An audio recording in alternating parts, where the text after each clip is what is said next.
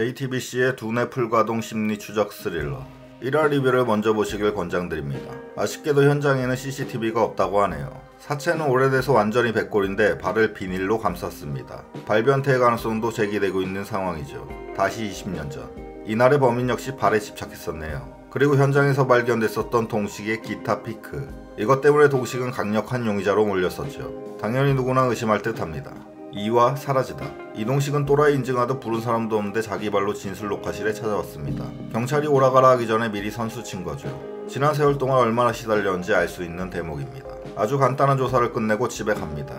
아니 왜 사체가 발견돼가지고. 기다리던 남소장은 결정적인 말실수를 하죠. 처음 보는 시체인데 분명히 뭔가를 알고 있는 듯합니다. 이동식 남소장 모두 냄새가 나죠. 리뷰에는 생략하였지만 더 나아가서 마을 사람들 상당수가 의심스럽죠. 자기 말실수에 당하며 설렁탕을 먹으러 가자고 하는 남소장. 겁나게 잘 먹습니다. 째려보는 한주원. 그의 그릇에는 설렁탕이 그대로죠. 왜 안 먹으냐고 물으니 고기 올린 국물은 안 좋아한다고 합니다. 그래서 전에도 안 먹었던 거였네요. 1화에서 나온 게 국밥이 아니고 고기국수였나 봅니다. 저도 물에 젖은 고기는 안 먹는 사람을 한 명 알고 있는데 순댓국, 감자탕, 육개장, 돼지국밥까지 뭐 하나 같이 먹을 수 있는 게 없습니다. 밥 먹으러 갈 때마다 겁나게 피곤하죠. 그래도 닭똥집 닭발에는 환장을 합니다. 반대로 이동식은 설렁탕 흡입을 하고 있네요. 갑자기 등장한 입방정 아주머니. 영화 추격자 슈퍼 아주머니 느낌이 났습니다. 아직도 20년 전 사건의 범인이 이동식이라고 믿고 있는 듯한 말을 하네요. 동식은 이제 새로울 것도 없다는 듯 능청스럽게 받아넘깁니다.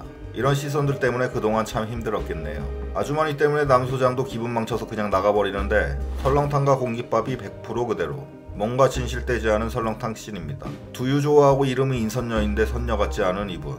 사체가 신고 있던 신발이 올 초에 출시된 제품이라는 것. 그런데 발에 집착하는 발변태 수법이 20년 전과 똑같다는 사실을 알려줍니다. 참고로 이 범행 수법은 언론에 공개된 적도 없죠. 진짜 범인만 알고 있기 때문에 단순한 모방범죄는 아니라는 뜻입니다. 고깃집. 20년 전 살인마가 다시 활동을 시작했다며 심각한 대화를 나누는 그들. 그 와중에도 태어난 이동식. 한주원은 서해 가서 20년 전 이유원 사건 파일을 뒤집니다. 황당하게도 첫 번째 페이지만 빼고 모두 사라져있죠. 방주선 파일도 마찬가지. 남소장은 이동식에 관한 간략한 스토리들을 알려줍니다.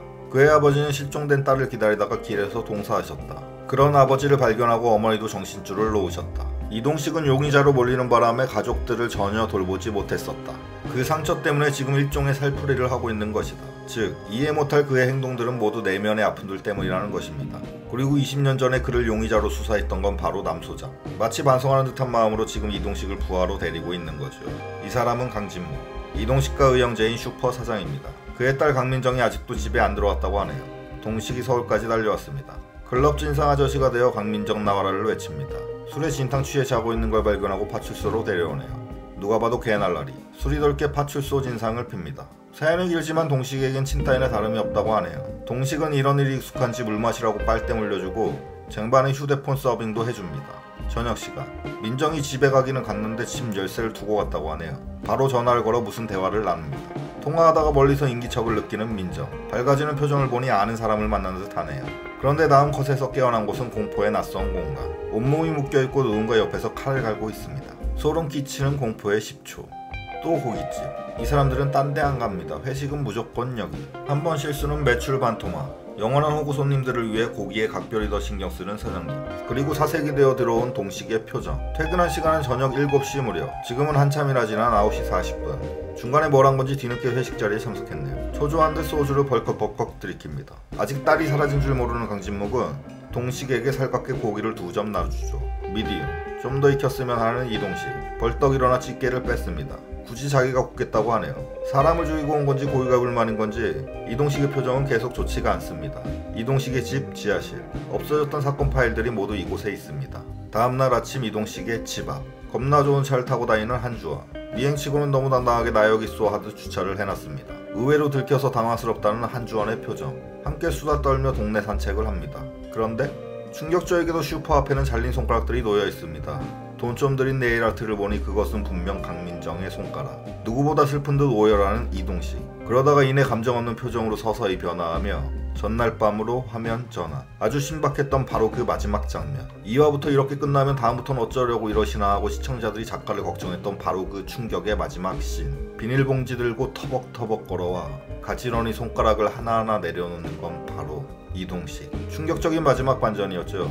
허무한 드라마들처럼 꿈이나 상상은 아니었으면 좋겠습니다. 그랬다간 시청자들 실망감이 이만저만이 아니겠죠. 다음 화를 안 볼 수가 없는 드라마네요. 작은 단서들도 놓치면 안 되는 이 드라마는 뛰어난 몰입력과 예상치 못한 전개 때문에 설거지하거나 폰게임하면서 보기에는 많이 힘들 수 있습니다. 그게 단점이 아니라 오히려 크나큰 장점이죠. 공중파에서 보기 힘들었던 치밀한 각본의 스릴러 드라마라는 점이 아주 반갑습니다. 삐딱뷰의 리뷰는 이번 화를 마지막으로 마칩니다. JTBC 금요일 토요일 밤 11시 배고픈 시간이니 괴물 보며 식욕을 물리치세요. 감사합니다.